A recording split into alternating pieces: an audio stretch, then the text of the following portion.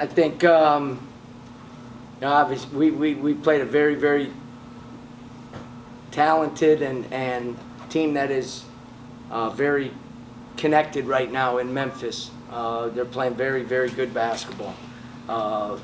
Physical around the glass. Their guards are playing well for them right now. And, you know, obviously a team that I believe is an NCAA tournament team that can win games in the NCAA tournament. They're talented enough. They're old enough. Nolly's a fourth-year senior. Williams is a fifth-year.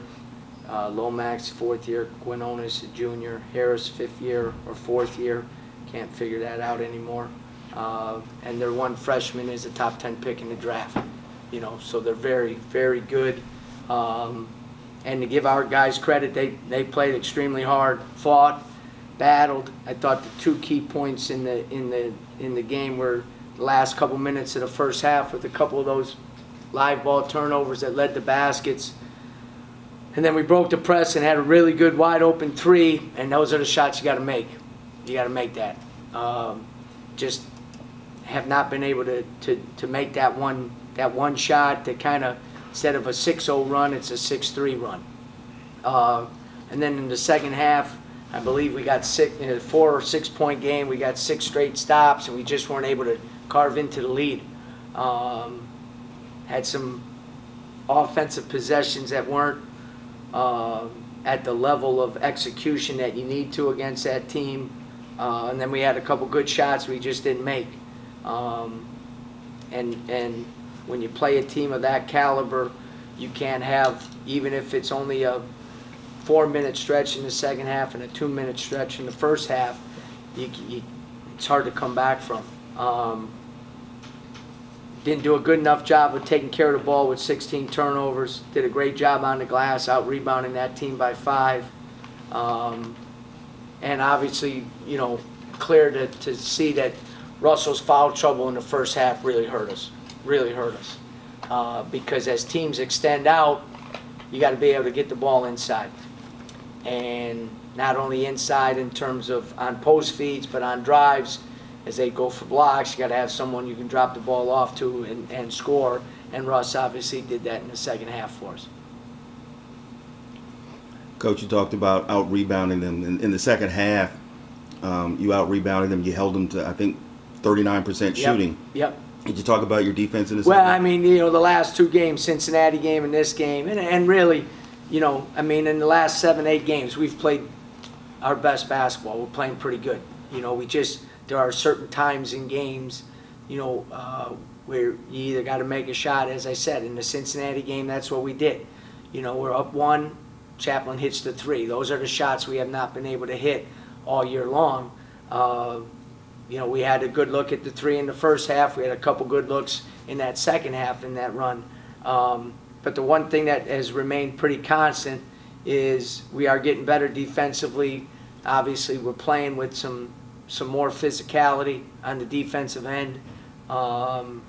Made an adjustment on the ball screen stuff, which was very effective.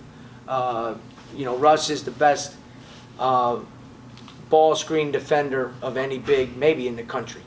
I mean, he's just, you know, phenomenal at it in terms of being able to help the guard. Our guards are slight, you know what I mean? So sometimes on those ball screens, they get wiped out. And Russ is there to help and still get back and cover his man. So our defense in the second half was really, really good, and our rebounding was exceptional for the most part. Obviously, Duran got loose a couple of times. A couple of them was against the zone, and a couple of them were on putbacks, which it's hard because he's so big. He gets you deep. If he misses the shot, you're kind of caught underneath the rim. So he's going to, you know, like I said, there's a reason he's a top 10 player in the draft. And he was able to get 4 offensive rebounds, second chance points, 7 to 9. You know, so we did a great job on the glass. But 21 to 4 points off turnovers, that's the difference in the game. And they lead the conference in steals. I think they had 8 tonight. They just kind of stabbed at the ball. Yeah. Would you say? Yeah, you got to be You got to be strong. The thing that they do is they test your focus and your discipline. You have to be very focused every single possession. We had done a good job in our press breaks, and then all of a sudden they get two at the end of that, in that last 2 minutes, and it was, both were just lack of focus. You can't spin dribble in the middle of the court against a press, and you can't enter the ball from 40 feet away from the basket to the wing against hard pressure. And it's just, they test you on that. And give Murphy credit, he has eight assists and 1 turnover. He was dialed in terms of what he needed to get done offensively. I took him out in the first half because there was a couple possessions. We're better when we're organized, and then from the organization be able to make plays. And at times I didn't think we were as organized as we needed to be, and then he came back after that and was fantastic the rest of the game. Coach, there's no such thing as a good loss, but could this be a productive loss? You have a big win in Cincinnati, you play a really good Memphis team down to the wire, and you show the film to the kids tomorrow, do you go, hey, we're not that far away? Well, I mean, if you take a look, like I said, outside of the Tulane game here during that 6-game stretch, every game with 8 minutes to go in the game has been a 1 or 2 possession game. You know what I mean? And we're close. You got to be able to make some plays. You got to be able to make some plays. And in our case, what it ends up being, you got to be able to make a couple shots. You know what I mean? You got to be able to make a couple shots. Like, Murphy hits the 3 at the shot clock. Those are plays. You got to make 2 or 3 of those in a game against a team like Memphis. So we are playing better. Yeah, obviously you see our guys. They're fighting and scrapping, and we're getting some good basketball from Corey Walker. Sam Hines did a really good job on Landers Noli. Playing more on the wing, defending on the wing. I thought he did a good job. Obviously Russell is playing at a very high level right now. Chap's just getting back from the injury, so he did some good things. But yeah, we got to build on it. You got to build on it, and you got to go out there and compete on Sunday in a tough environment at Temple. The guys said when Javon fouled out, they kind of hit him. That hit them in particular. That it was the last time he was gonna play basketball on that court. Just how much has he meant to you as a senior, and how much of an impact can a one-year guy like that have? Yeah, I mean, obviously, one of the challenges now as a coach is, you have senior night and the guys played 30 games for you. You know what I mean? So the relationships, even though they're strong, they're just not as deep. And myself and every other coach around just has to kind of get used to that. But he made a commitment to us last spring, and I always say, those guys who did that, they have a special place in my heart. You know what I mean? And he's given everything he's got for us. You know what I mean? He's had some struggles shooting the ball, but it has not impacted his daily habits and what he does for us. Obviously, I think he's one of the best defenders in our league. Had an unbelievable defensive effort the other night against the Julius. Did a great job on him. Did a great job on home against Central Florida. I mean, he shut down some very, very good offensive players. And again, Quinones, he was on him, got him in foul trouble. You know what I mean? It just, he brings it every day. He brings it every day. He's got a positive attitude. He works. I love his work ethic. And so it's hard. It's hard when, you don't get the tangible results that you want for the work that you put in. But that's also part of the process that you have to go through and understand if you keep working, good things are going to happen to him. And he's got a bright future in basketball. Corey and Russ have really kind of stepped up over the last month. What's clicked for both of them?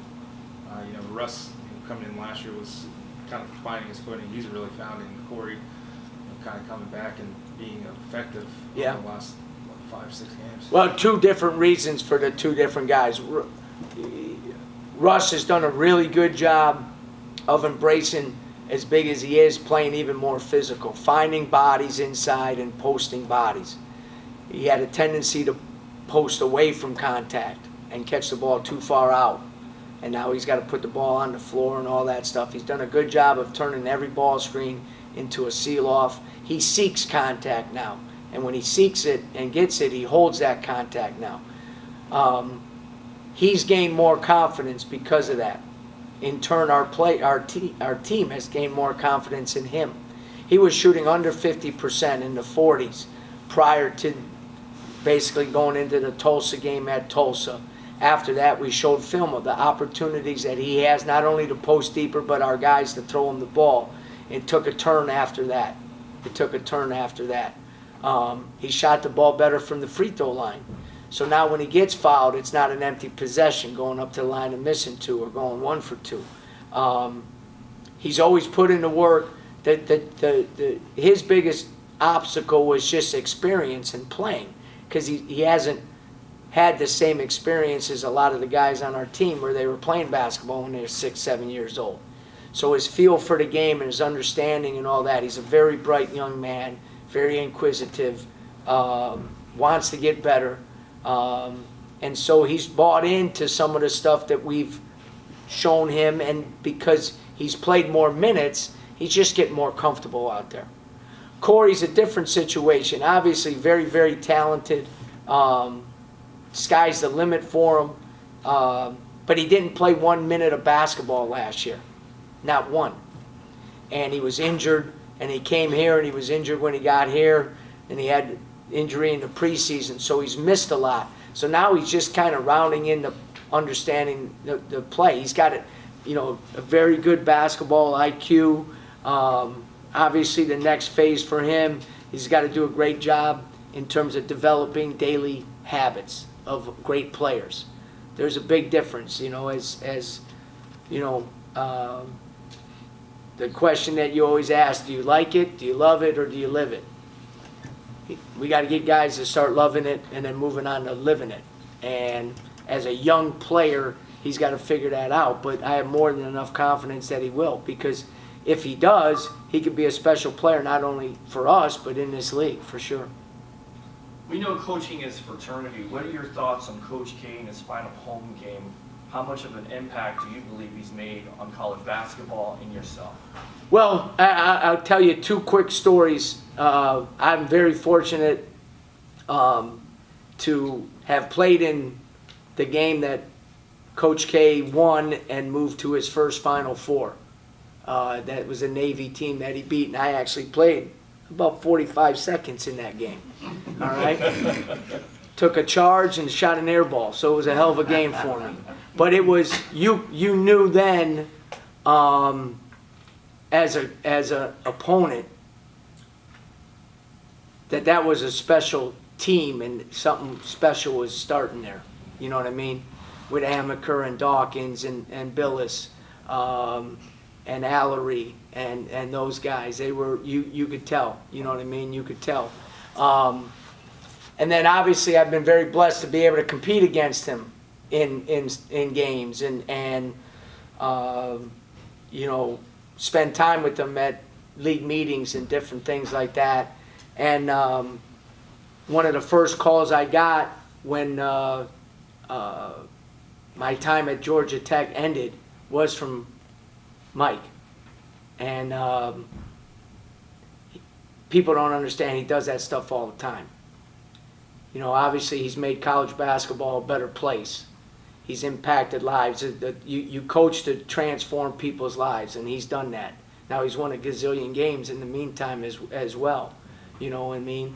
And he is as good a person. I've been fortunate to start my career under Judd Heathcote, whose #1 priority was other coaches outside of his players. He was for the coaching profession. That's what Mike Krzyzewski has been. He is all about the coaching profession and the people in it. And he's a fierce competitor. There's no doubt about that. But you take a step back, and as a coach, you feel very fortunate to be able to be in the same profession as him, but also to have some competitive situations against him as well. But the amount of respect that you have for what he's done, not just as a coach, the success, but you look at the men that he's produced, it's off the chart. Amazing. Yeah, it's amazing. It'll never be done again, ever. You can mark that, never. That doesn't mean someone won't win more games, but no one will have it what he's done. Not a chance. Coach, now you gotta go to Temple. Yep. And a house of horrors for you. It's hard enough to play there. You can't even pronounce the name of the arena they're in. Right. Fran leaves, but they don't miss a beat. What is it about Temple that gives you trouble? Well, they just they're tough. You know what I mean? You're going to war with them, right? Aaron has done a really good job. Obviously, they were young and so forth, but he's done a great job of kind of combining the toughness that Coach Shaney had with those guys, and kind of the basketball IQ that Fran brought to that team. And so, you know, they're very difficult. Now, I think we've won the last 2 games there, I think. And the game before that was a tremendous game. We lost in overtime. Our games have always been like that, you know what I mean? And it's 2 teams that take pride in their defense, take pride in being physical, and then offensively you gotta kind of grind it out for sure. All right, everybody.